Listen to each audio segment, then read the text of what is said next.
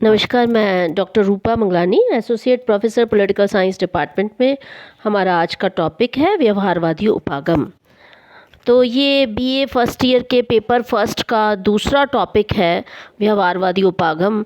बहुत ही महत्वपूर्ण टॉपिक है। हमने पहला टॉपिक परंपरागत और आधुनिक राजनीति विज्ञान पूरा कर लिया है। दोनों दृष्टिकोणों के अर्थ, परिभाषा, क्षेत्र, अंतर, उस सब को हमने पूरा किया है।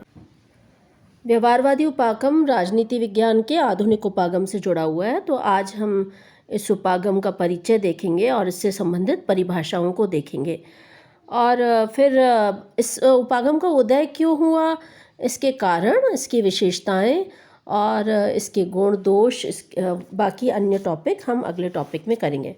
तो चलिए आज व्यवहारवादी उपागम का परिचय और परिभाषाओं पर बात करते हैं। तो व्यवहारवादी उपागम का जहाँ तक परिचय का सवाल है, तृतीय विश्व युद्ध के पश्चात परंपरागत राजनीति विज्ञान के विरोध में एक व्यापक क्रांति का प्रारंभ हुआ। समाज विज्ञान के सभी विषय इस क्रांति से प्रभावित हुए और इस क्रांति को व्यवहारवाद का नाम दिया जाता है। व्यवहारवादी उपागम नए राजनीति विज्ञान से इतना अधिक जुड़ा हुआ है कि इसे राजनीति के वैज्ञानिक अध्ययन का सहचर कहा जाता है। कभी कभी तो यह माना जाता है कि अन्य अनेक उपागम जैसे संचार सिद्धांत, प्रकार्य सिद्धांत आदि व्यवहारवादी क्रांति की उपज है। तो हमें ये समझना होगा कि परंपरागत राजनीति विज्ञान से जो असंतुष्ट वैज्ञानिक थे, उन्होंने व्यवहारवादी राजनीति विज्ञान का जो है वो उसका प्रतिपादन किया। तो अमेरिकी राजनीति विज्ञान जो है, उन्होंने वैज्ञानिक थे, उन्होंने कहा कि परंपरागत राजनीति विज्ञान की कुछ सीमाएं हैं, कुछ दोष है और इसलिए उन्होंने इसका विकल्प के रूप में व्यवहारवादी अध्ययन के महत्व को स्वीकार किया। तो राजनीति विज्ञान के संदर्भ में व्यवहारवाद मुख्यतः अपना ध्यान राजनीतिक व्यवहार पर केंद्रित करता है कि मनुष्य के राजनीतिक व्यवहार का अध्ययन किया जाना चाहिए और व्यवहारवाद अनुभवात्मक शोध तथा तकनीकों के निरंतर सुधार में विश्वास रखता है। ये मानता है कि राजनीति विज्ञान ऐसा विषय है जिसमें सिद्धांत निर्माण किया जा सकता है और इस सिद्धांत निर्माण के लिए अनुभवात्मक अध्ययन पर ज़्यादा बल दिया जाना चाहिए, तकनीक पर ज़्यादा बल दिया जाना चाहिए, ऐसा इसकी मान्यता है। इस दृष्टि से व्यवहारवाद परंपरावादियों से बिल्कुल भिन्न है। वे राजनीति विज्ञान को राज्य की कानूनी और दार्शनिक सीमाओं में बांधने के लिए तैयार नहीं है। तो ये एक तरह से बौद्धिक क्रांति थी। जहाँ तक व्यवहारवाद से के अभिप्राय का सवाल है, व्यवहारवाद का अर्थ अगर हम जानना चाहें तो 19वीं शताब्दी के अंतिम वर्षों में राज्य, समाज और मानव का व्यवस्थित अध्ययन यूनिवर्सिटी के लेवल पर, विश्वविद्यालय के स्तर पर आरंभ हो गया था। इस प्रकार के अध्ययन का सामान्य नाम प्राय सामाजिक विज्ञान प्रचलित था, लेकिन बाद में इस सामाजिक विज्ञान के संबोधन को व्यवहारवादी विज्ञान या बिहेवियरल साइंस की संज्ञा दी जाने लगी। संयुक्त राज्य अमेरिका में कांग्रेस की एक समिति, राष्ट्रीय विज्ञान निधि की स्थापना हुई थी, जिसका उद्देश्य था कि विज्ञान में उच्च स्तरीय शोध के लिए आर्थिक साधन जुटाना था। लेकिन इसमें यह कहा गया कि सामाजिक विज्ञान के क्षेत्र में भी वैज्ञानिक अध्ययन किया जा सकता है, इसलिए सामाजिक विज्ञान के संपूर्ण विषयों के लिए व्यवहारवादी विज्ञान शब्द का प्रयोग किया जाने लगा। तो प्रारंभ में व्यवहारवादी विज्ञान के अंतर्गत केवल मनोविज्ञान, मानव विज्ञान या समाजशास्त्र का ही समावेश था, लेकिन बाद में राजनीति विज्ञान, अर्थशास्त्र, शिक्षा, कानून तथा इतिहास भी इसके अंतर्गत आ गए। इस प्रकार व्यवहारवादी विज्ञान जो है उसके संदर्भ में न केवल जीव विज्ञान से संबंधित है, बल्कि सामाजिक व्यवस्था में मानव के व्यवहार के विज्ञान से भी संबंधित है। व्यवहारवादी शब्द का प्रयोग प्रारंभ में, जैसा कि डेविड ईस्टन नामक विद्वान ने लिखा है, कि मनोवैज्ञानिक संकल्पना के अर्थ में ही इसका प्रयोग किया गया था। तो एक मनोवैज्ञानिक थे, उनका नाम था जे.बी. वॉटसन, और जे.बी. वॉटसन जो थे उन्होंने व्यवहारवाद का प्रयोग किया था और ये फ्रायड के मनोवैज्ञानिक विश्लेषण तथा अचेतन के विरोध में प्रतिक्रिया थी।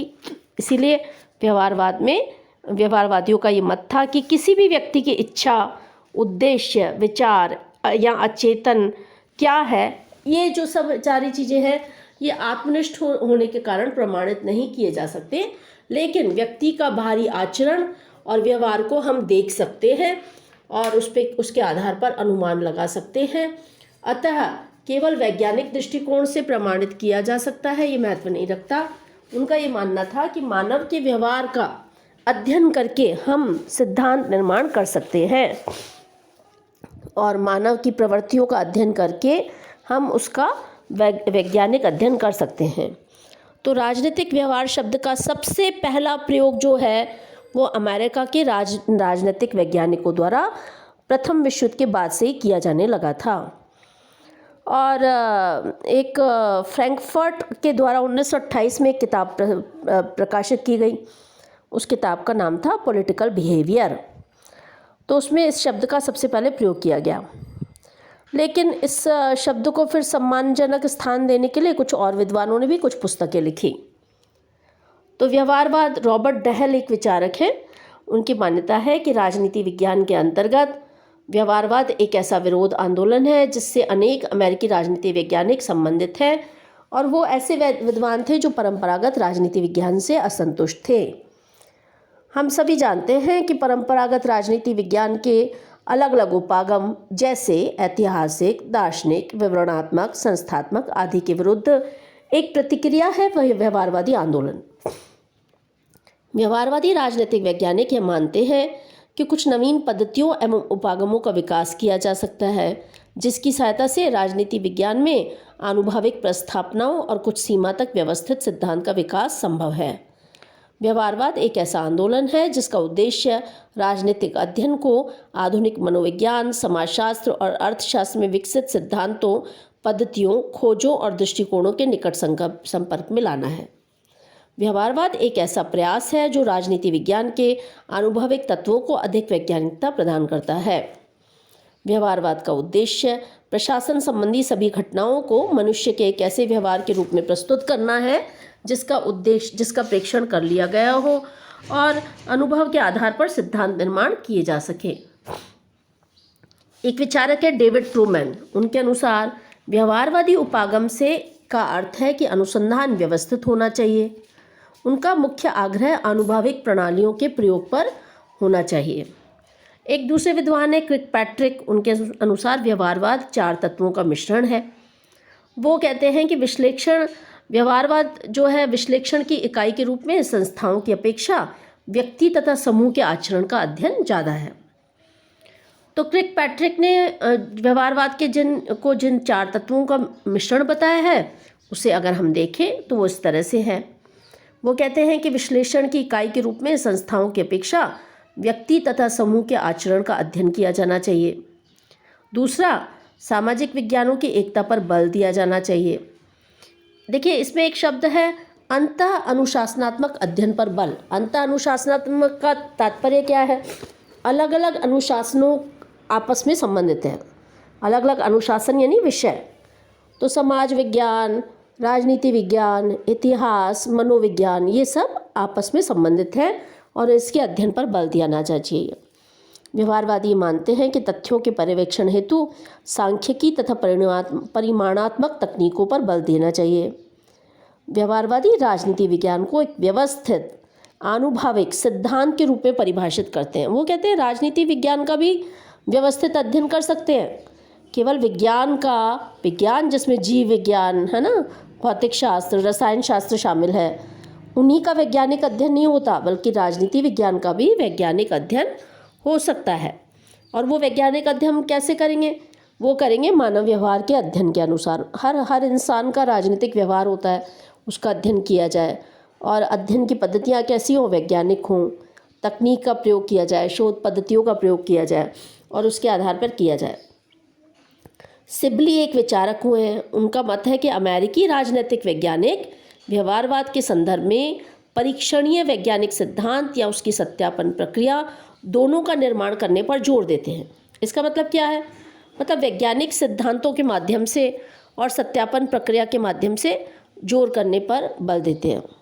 मान लीजिए कभी चुनाव का अध्ययन करना हो तो व्यवहारवादी क्या करेंगे? वो मतदान व्यवहार का अध्ययन करेंगे।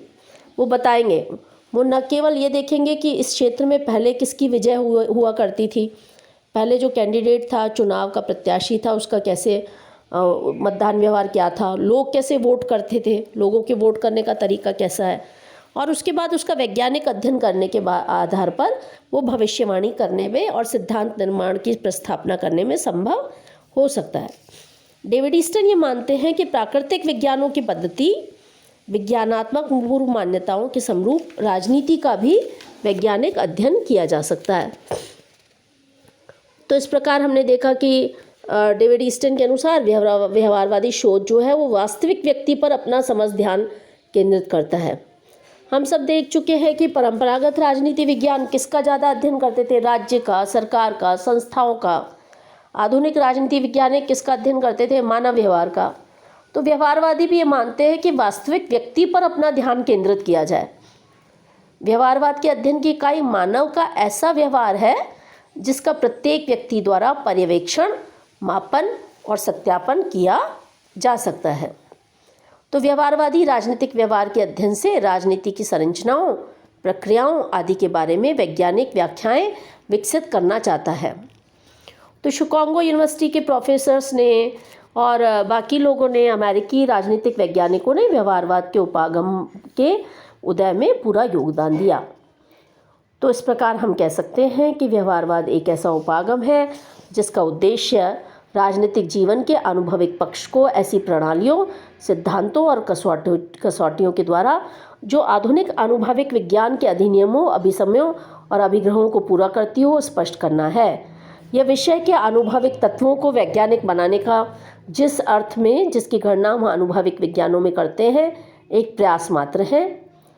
तो संक्षेप में हम कह सकते हैं कि व्यवहारवाद एक ऐसा दृष्टिकोण है जिसका लक्ष्य विश्लेषण की नई इकाइयों, नई पद्धतियों, नई तकनीकों, नए तथ्यों एवं व्यवस्थित सिद्धांत के विकास को प्राप्त करना है।